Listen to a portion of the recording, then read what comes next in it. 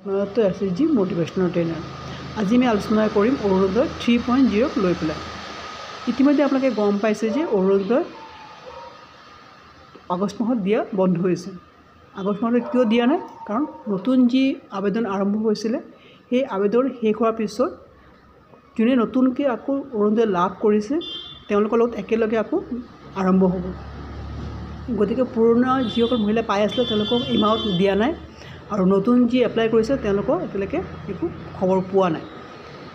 সেইকাৰণে ইতিমধ্যে আপোনালোকৰ লিষ্ট ওলাই গৈছে যে কোনে কোনে অৰুণোদয় লাভ কৰিছে। যিসকল মহিলাই অৰুণোদয় লাভ কৰিছে সেই মহিলাসকলক চৰকাৰে 250 টকা গেছ ক্ৰয় কৰাৰ ক্ষেত্ৰত ছাবচিডি দিব। কেনেকৈ দিব?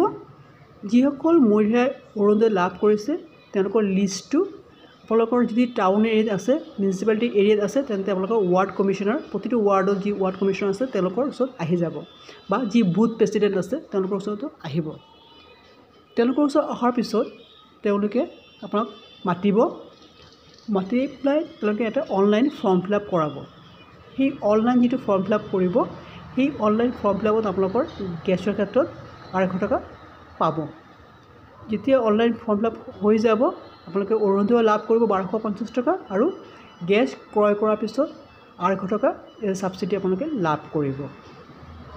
গতিকে যদি এতিয়ালৈকে আপোনালোকৰ কোনো ফোন কৰা নাই ৱাৰ্ড কমিশ্যনাৰ বা পঞ্চায়ত অফিচত, তেন্তে আপোনালোকে যদি গাঁৱত আছে তেন্তে পঞ্চায়ত অফিচত খবৰ কৰক বা জীৱিকা সখীক খবৰ কৰিব পাৰে, তেওঁ এইবিলাক জানিব পাৰে।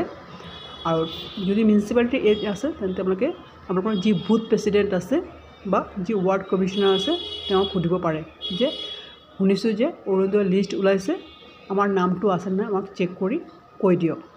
যদি আহিছে তেন্তে আপোনালোকে সোনকালে গেছ চিলিণ্ডাৰ ক্ৰয় কৰাৰ কাৰণে আপোনালোকে অনলাইন ফৰ্মটো ফিল আপ কৰি ল'ব।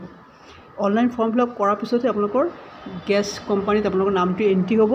যেতিয়া আপুনি গেছ ক্ৰয় কৰিব যাব এইটো নাম্বৰে যেতিয়া ৰেচন কাৰ্ড নাম্বাৰটো আপোনালোকক দিয়া হ'ব, এই ৰেচন কাৰ্ডৰ থ্ৰুদি আপোনালোকে যোনে যিটো নামৰ নাথাকক কিয়, যদি আপোনাৰ হাজবেণ্ডৰ নামত গেছটো বহি আছে কোনো প্ৰব্লেম নাই, কাৰণ ৰেচন কাৰ্ডৰ যিটো নাম্বাৰ আছে সেই নাম্বাৰ অনুযায়ী আপোনালোকে গেছটো ক্ৰয় কৰিব পাৰিব। আৰু তেনে ক্ষেত্ৰত আপোনালোকক 250 টকাটো আকৌ ছাবচিডি হিচাপে দিয়া হ'ব।